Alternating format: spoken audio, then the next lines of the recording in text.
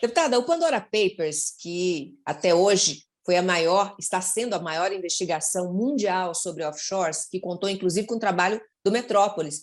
Pois bem, essa investigação jornalística revelou que o ministro da Economia, Paulo Guedes, e também o presidente do Banco Central, o Roberto Campos Neto, ambos mantêm empresas, as chamadas offshores, em paraísos fiscais. Guedes, por exemplo, ele tem 9,5 milhões de dólares.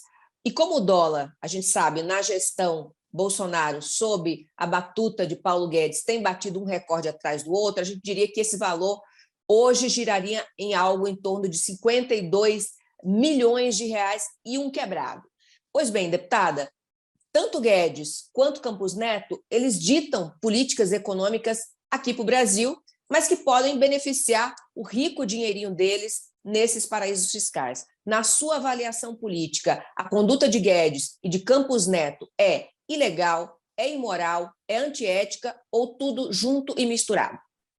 Todas as alternativas acima, né? E aqui eu quero chamar a atenção para o caso do ministro Paulo Guedes, não fazendo nenhuma defesa a Campos Neto, mas eu estou falando do volume de movimentação e dos business que foram feitos durante esse processo. Veja quem mais ganhou dinheiro. Talvez as únicas pessoas que ganharam de fato dinheiro nesse Brasil foi quem fez muito esquema com vacina, e aí a gente envolve o governo federal nessa história, né? A gente está vendo aí a CPI da Covid.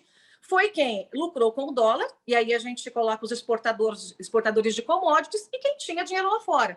Então, o business mais lucrativo do país foi feito pelo próprio ministro da Economia, que é quem, inclusive, fez algumas piadinhas de péssimo gosto. Você se lembra? Nós temos agora empregada doméstica viajando para a Disney, né? Onde já se viu uma coisa dessa? Então, para ele, está muito bem, obrigada. Para o povo brasileiro, a gente sabe que quando tem um dólar alto, significa um real menos valorizado. Então, muita gente fala, né, sobre a cotação do dólar como se fosse um efeito, um fenômeno que significasse apenas o dólar. Não. O que essa gente da equipe econômica fez, os passos que eles tomaram, foi para empobrecer, para destruir o plano real. Essa é uma outra leitura. E ganhar muito dinheiro em cima disso.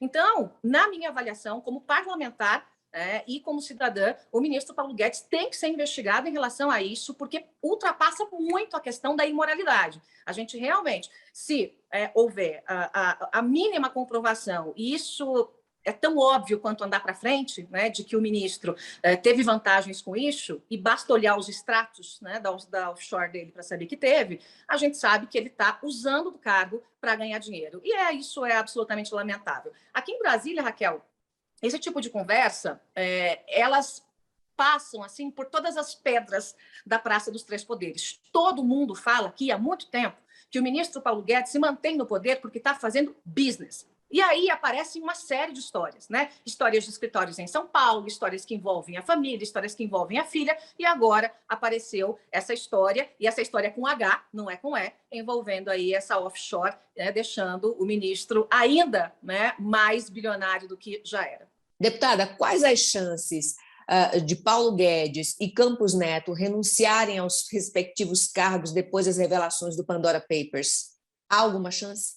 Eu acho que abaixo de zero, né? Porque, assim, especialmente no caso de Paulo Guedes, eu não vejo o Campos Neto tão aficionado pelo poder, né? O Campos Neto tem uma história, né? Enfim, e pelas informações que nós temos, ele não fez movimentações durante esse tempo. Vamos ver como é que a investigação e a própria imprensa traz aí, abre as gavetas, né? Porque às vezes em cada gaveta tem um esqueleto. Mas, pelo que a gente vê, o Campos Neto declarou que tinha uma offshore e não fez movimentações, grandes movimentações nesse período. O Paulo Guedes fez. É outra história, né?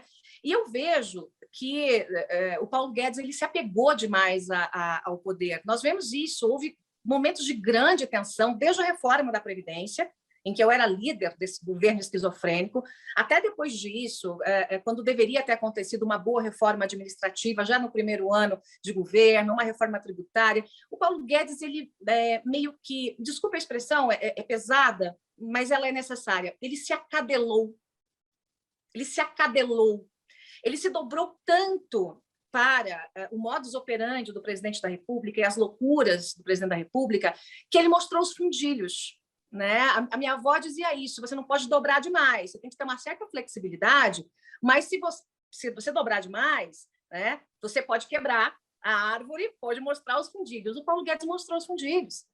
Então, se ele perdeu completamente o respeito do mercado, lembra-se, no primeiro ano de governo, que o Paulo Guedes era aclamado, as pessoas chamavam ele para grandes eventos. Muitas vezes eu acabava intermediando, porque era até difícil chegar no Paulo Guedes, eram governadores chamando, era gente realmente de grandes agências, Bolsa, né, de São Paulo. Agora, as pessoas fogem do Paulo Guedes. As pessoas não querem mais ter a sua imagem atrelada ao Paulo Guedes. Não é aquela coisa assim, nossa, o grande ministro da Economia, né, o Posto Ipiranga estará aqui para um evento. Ninguém convida mais. É só aquela coisa com o pessoal mais adestradinho mesmo. Então, o Paulo Guedes perdeu essa capacidade de ter dignidade. E quando se perde a capacidade de ter dignidade, ainda que isso te custe, né, aí a pessoa perde qualquer coisa. Então, eu duvido que ele largue esse osso. Ele só vai largar esse osso mesmo.